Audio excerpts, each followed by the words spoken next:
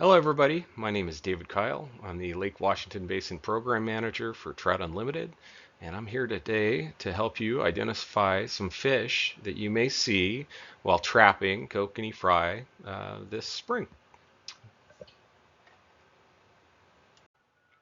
So the first thing I'd like to do is thank you for volunteering your valuable time. This has been an effort for nearly 2 decades for our local Trout Unlimited chapter to count and release kokanee fry. This effort provides data on only one of two physical touch points we have for the population. The data is used to develop escapement estimates, which is the number of fry entering the lake from natural production, and helps evaluate the health of the population and determine survival rates at different life stages. And we couldn't do it without you, so thank you so very much. So when you start your shift this year at our trapping locations, you'll find two new resources. The first being a digital thermometer, which will help you take measurements. It has a large read face and easy to read. The second is this book here. It's a field identification of coastal juvenile salmon. It also has trout in it, and these are fish that you may see while you're trapping. For those of you not as familiar with identifying or handling fish, I thought it'd be useful to identify some key features we use to determine what the fish is that you're seeing. And so we'll spin through the features here on page 6 of the book. The first being the pectoral fin. This is towards the front side of the fish on its bottom side. The dorsal fin. This is on top of the fish, right in about the middle section there. The pelvic fin. This is a mid-range bottom fin as well. Then we have the anal fin, the adipose fin, the caudal fin, which is commonly known as the tail fin. The lateral line, which is a defining feature. It actually lines up right where their spinal column is. You can actually see that line in many fish. The maxillary bone is a upper jaw bone. The branchiostallus, which is underneath the jaw there. The par mark width, this is how wide that color band is. It's a marking on these fish at certain phases of their lives. The par mark height, so that's how high that mark is. And the caudal peduncle. And so this is a narrow spot just in front of the tail fin. So what we're first going to do is try and separate what you're seeing. Is it a trout or a salmon? These are the two most common species that you'll be seeing out there. And so really it's a great place to start. It's on page 7 of our book.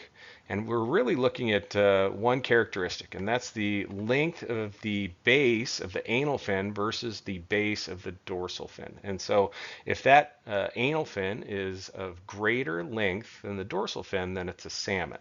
That would be the orange track on the top of this page. If the length of the base of the anal fin is less long than the dorsal fin, then that keys it out into the trout, and it's that green track on the bottom. I will point out that there are some red characteristics here. To get these characteristics, it can be fatal for the fish that we're looking at, and so we don't do any of the red identification marks while we're trapping for kokanee. Now from our previous slide, say we identified a fish as a salmon, then we'll go to page 8 on this chart here, and we'll help key out what potential species that we'll be seeing. So for our watershed, first we will knock off pink and chum. We will not see these while we're trapping. They don't really exist in our Lake Sammamish watershed, so we can just cross those purple and blue tracks just right off your identification. Next, we're very unlikely to see Chinook. Chinook do exist in our watershed. They really like larger streams, and so we may see some of these occasionally, but we've never actually recorded one during the last 18 years of trapping. So potential to see them, not very likely. The two that you will very much likely see are sockeye. Sockeye is just the name for the species. Sockeye is an anadromous form that goes to the ocean for sockeye. There's also kokanee, which is our landlocked version, which is what we are trying to count. So really, when we're looking at this page, we're looking at the green and orange tracks. And if there's a question, we might look at that bottom tealy color. As you're processing your catch while you're trapping, and you suspect you're seeing something like a sockeye or kokanee salmon, which you may, there should be lots this year. This page 22, will help you identify some of those key features in more detail. Uh, it's really much different than what you would see for a coho or chinook. But the key features I really look at are the par marks. So their length is less than the vertical diameter of the eye. That's highlighted number one there. And the area below the lateral line is really a white or silvery color. These are very silvery fish. No greenish sheen below the lateral line. And that'll really help you ID those fish. There's a few other things you can look at, but these are the two that really stand out for me. All right, so the next fish you might see while trapping, it looks quite a bit different than sockeye salmon.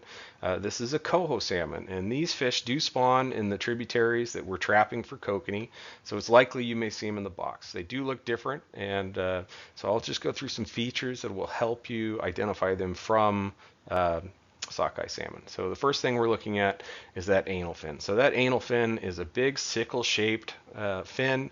It has a longer leading edge than its base.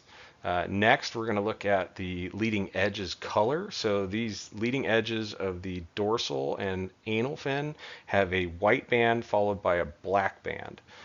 Next, we're going to look at the color of the caudal, anal, and adipose fins. This is a very orange fish in general, and that's can be a dead giveaway as well. It's not listed here. The next feature I would look at, if you were still questioning, is the size of the par marks along the lateral line. You can see these par marks are very tall, so their height is greater than the height of the diameter of the eye. So these are great features you can look at. This page also has great information about coho salmon. So if we're thinking that we're seeing Chinook salmon, page 26 here is an identification for Chinook. Really helps us kind of key out some really important features. And again, there's a few that I really try to look at to key out a Chinook salmon. Again, this is unlikely in our trapping effort, but it should be something that you're familiar with. There's also lots of great information on these pages about the fish and distribution, and maybe how to identify them between a close species. For Chinook, that would be coho. So first thing I would look at is the anal fin is not sickle shaped, and the leading edge of the anal fin is shorter than the base, and that's circled above. Second, I'm looking at that anal fin to see that edge is white. It doesn't have any other color, no black mark on there, so it's just white in color. And the dorsal fin, its leading edge is black with a white tip, which is different than what you would see with like something like a coho. So these are things that I'd really look for if you suspected you were seeing a Chinook. Okay, so if we back up in time and look at that first split from, I believe it was page 7, we've identified the fish as a trout. This is where we would go. This is page 10 in the book, and this identifies a bunch of different trout species. Fortunately for us, we don't have all of them in our watershed. So Atlantic salmon is not common here because it's from the East Coast. Bull trout we're seeing in the basin at one time. We don't really see those either, and we don't really see brown trout. So what we are really looking for is steelhead. Steelhead is a rainbow trout, but the ocean form. These also are not very common in the watershed. In fact, most of the ones we do see are escapees from the Issaquah hatchery, from their trout production facility. But what we will see a lot of is cutthroat. So cutthroat are native to the basin. They're very common in pretty much every tributary we have of the lake. And so this is going to be a fish that you're going to see. So as we've identified our fish as a trout, really we're looking between steelhead and cutthroat. Most likely cutthroat, so we'll start here with cutthroat. This is page 14 in the book. And so there's two different phases of life, fry and par, here on the page. But things that I'd really key into to help us identify this as a cutthroat trout is, first, the median dorsal par marks are usually absent. So these are on the above the lateral line level of pars, and you'll see there's not these big splotches of markings on top, so the color. Next, we'll look at the maxillary bone. This is the upper jawbone. This is a longer bone, and if it extends past the rear part of the eye margin, then this is a very defining feature for cutthroat trout. This is usually seen in the par phase, so this larger size fish. Also at that par phase, we look and we'll see normally a yellow or red mark on the underside of the jaw. This page also has great information about cutthroat trout and where they live. And if you have time, I suggest you read through it. All right, so if we've identified this fish as a trout, we're not quite sure if it's a cutthroat or maybe a steelhead. This is a steelhead identification page. It's on page 16. It'll help you identify the fish. They do kind of look similar, but there are some definite key defining marks that really help separate these two fish. So the things you're really going to be looking for is that steelhead have these melanophores on their tail. So this is like a speckle or could be a kind of a lines on their caudal fin or tail. You might have to use a magnifying glass, so that could be kind of hard to see, especially at night when you're trapping. Next area we're looking at is the median dorsal area. So this is on the top end of the fish, above that lateral line. You'll see par-like marks and probably about 5 of them. We also are looking at the maxillary bone. This is the upper jawbone, and it will not extend past the rear margin of the eye. So this is a shorter mouth jawbone piece there. And there's really no coloration on the underside of their jaw, so there's no red or yellow slash there. And that really helps you identify this as a steelhead or re-identify the fish as maybe you're looking at a cutthroat if it's a trout species. Again, this page has a lot of great information on steelhead for your knowledge. So we've been looking at kind of some drawings of fish, and I thought it'd be helpful to compare live pictures of fish in the trout species to start with. Of all these, of course, we're only looking for the cutthroat and steelhead. Luckily, they're pictured next to each other. On the left side, the top is the cutthroat fry, compared to below it is the steelhead fry. If you really take a minute to look, you can see some of those key defining features that we were talking about, and they do look quite a bit different. If we switch over to the right side, there we have our par stage for these fish. Again, they kind of look similar, but there are some key defining features that you can key out. And so really we're going to be focusing on our cutthroat identification, not so much the steelhead, but if you have questions, this is a great page. It's page 28 in the book to compare what those fish look like in real life. Next, I thought it'd be nice to look at what live specimens of salmon fry look like in real life. This is page 30 in our identification book. We will not see pink in chum salmon. That's why they're crossed off. The yellow is a Chinook salmon fry.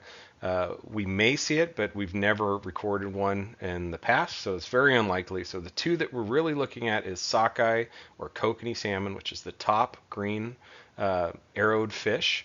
And the next would be the coho salmon fry, which is right below it there. And if you look, you can see that the sockeye salmon is a much more silvery fish, way less par marks, and it really doesn't have the coloration of the coho salmon, which is a very orange fish, that sickle-shaped anal fin, and the coloration of the white leading edge and black mark on the dorsal and anal fin is a dead giveaway for these fish. Well, thanks for going through the identification book with me and taking the time to learn that. And I thought it would be fun to play a little game I like to call Name That Fish. So the following slides will be some mystery fish that we may see in our trap, and we'll try and key those things out and see if we can identify the fish.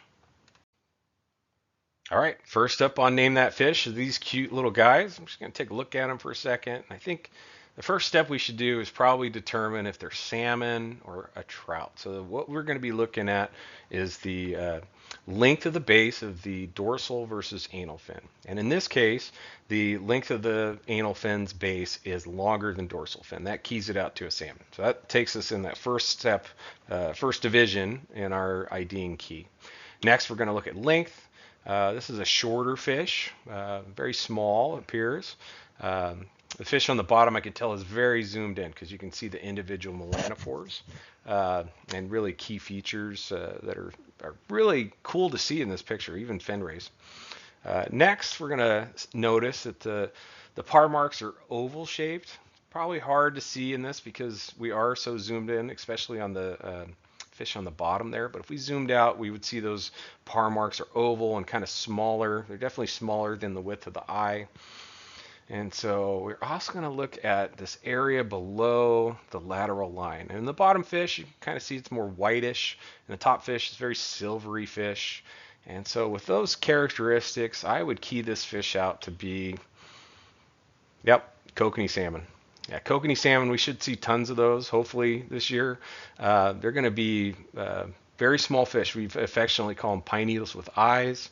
And they're very distinguishable compared to other salmon. So I feel very confident that this is a kokanee salmon. All right, next up on Name That Fish, we got these guys. These all kind of look a little different life stages, but we'll see what we can ID. So I think first we'll work on seeing if we can identify it as either a trout or a salmon. So we're going to look at those anal versus dorsal fin lengths. In this case, the length of the base of the anal fin is shorter than that of the dorsal fin, which keys this out to a trout. Okay, that's a big fork in the road of identification. Next, we're going to look at the median par mark. So this is an area on the top side of the fish. It'd be like some really dark blobs up there. This fish has those absent. If we look at the upper jawbone there, we can see that it extends past the rear margin of the eye. Okay. And then if we look down at the fish at the bottom, I'm really seeing this really blatant orange or reddish mark. That could be yellow, but that's a very key identification for me when I'm looking at this fish. And so, I think this is it's a cutthroat. And so we should see a few of these. They're quite common in our streams. These are different phases of their life, but those marks or identification marks that we're talking about will really help you identify this as a cutthroat trout.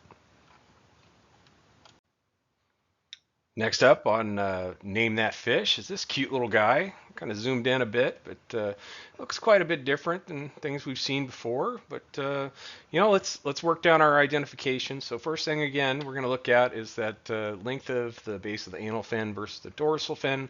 This one's anal fin is longer than the dorsal fin. That keys out to salmon. So again, we've made our first fork in the road for identification, but we're going to keep going down. Next, we're going to look at this anal fin, and we're going to see that it is not sickle-shaped.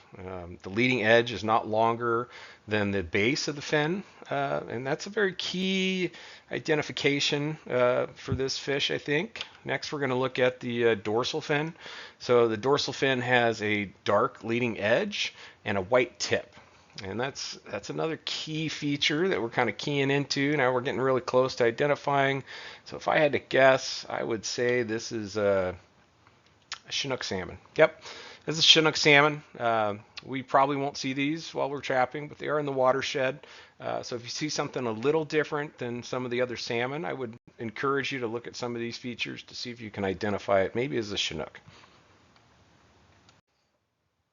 Next up on Name That Fish. Oh, wow. Look at this fish. Pretty cool looking fish. I see we got two different kind of life stages that we're looking at here. So I think we should do our first step and identify this as a trout or a salmon. So if we look at this fish, it's really evident, especially on the upper fish, that the length of the anal fin base is shorter than that of the dorsal fin. That's a good fork in the road to identify this as a trout. Next, we're going to look at that median dorsal area. This is the top end of the fish, and we may see up to 5 par marks up there. I do see some par marks on the upper fish. It's kind of hard to see on the top, but they'll be up there.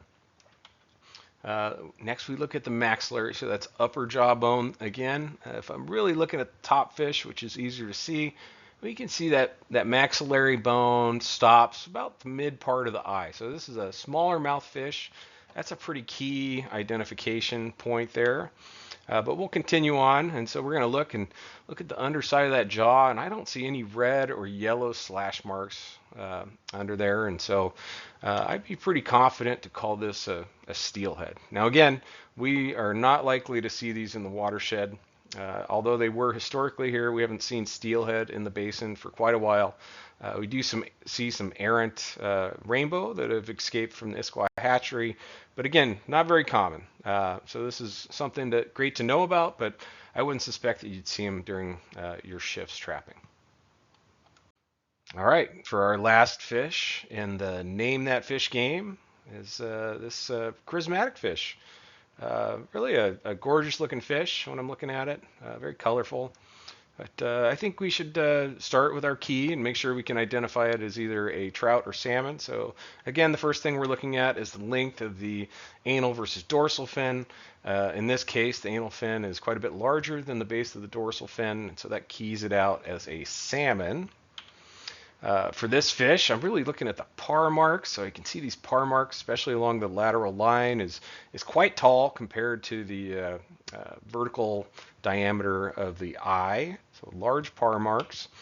The anal fin is sickle shaped, and the leading edge of it has this really long edge, so it's longer than the base of the fin. This is a dead giveaway. The anal and dorsal fins have this really unique coloration. So they have this white leading edge. The leading edge is the front side of the fin as the fish is swimming forward, followed by a darker band that's present in both of these fins. Another key feature.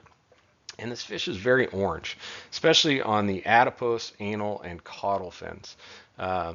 This is a fish that I think you might see while you're trapping, but with all these characteristics, I think I would be very confident to call it, yep, coho salmon. This is a coho salmon.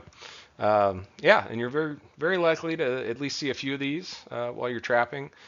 They do spawn in those tributaries where our kokanee do as well, and so this is something to look out for while you're out there doing your shift. So you may actually see some fish while you're trapping that are not trout or salmon.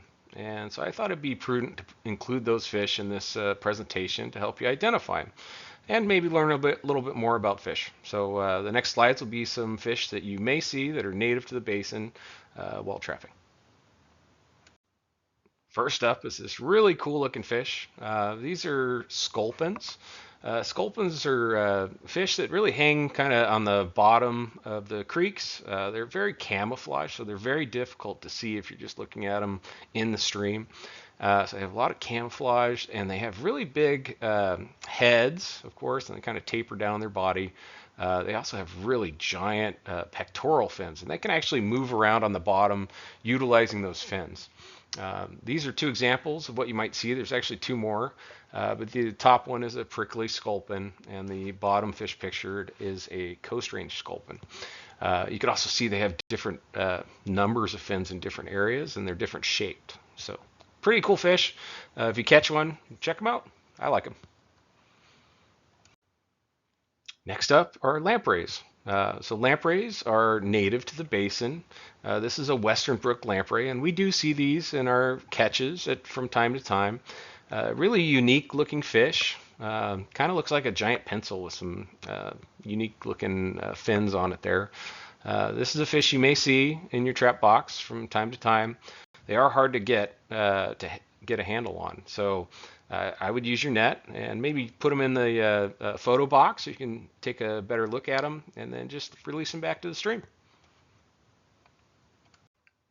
All right, so this is the last fish I wanted to identify for you that wasn't a trout or salmon. This is a fish called a peamouth chub. It's native to the basin. We do see these come in during our trapping season. These guys come in mass to do some spawning. When you see them, there'll be a lot of them. So when we do see them, it's usually fish from one side of the bank to the other and from the mouth as far up as they can get. When we do see these fish, we actually do not use our traps. We'll cut those off for a couple days to let these fish spawn and return back to the lake. The reason why we do that is because they are larger fish. They do get caught in the trap, and if we did have any kokanee or other small fish in there, it could cause some mortality. So if you do see these fish in the creek, let us know. We'll probably know ahead of time, but if you do see them, let us know. And do not trap while they're in the stream. But it's cool to see another native fish. So I really appreciate you spending the last 25 minutes with me. If you do have any questions about fish you're seeing or about this presentation, or you'd like more information, you can always get a hold of me at my email, dkyle@tu.org. My phone number will also be in the chat box in case you have a question you need to like text me or call me directly, or if you're having an emergency. That number will be in the box. For this presentation, I'll just provide my email. But thank you so much for your time, and I hope you have a wonderful trapping experience.